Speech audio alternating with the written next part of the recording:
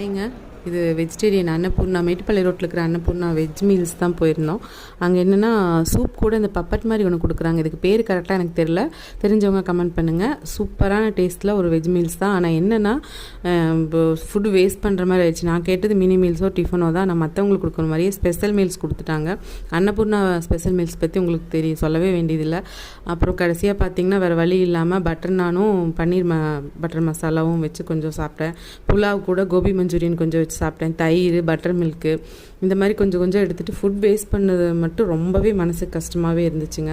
அப்புறம் பருப்பு கீரி போட்டு சாப்பிட்டதுக்கு அப்புறமா தான் எனக்கு பருப்பு பொடியும் நல்லெண்ணையும் கொடுத்தாங்க. அதை விட மனசு வரல, ஏன்னா டேஸ்ட் வைஸ் அங்கே செம்மையாக இருக்கும்.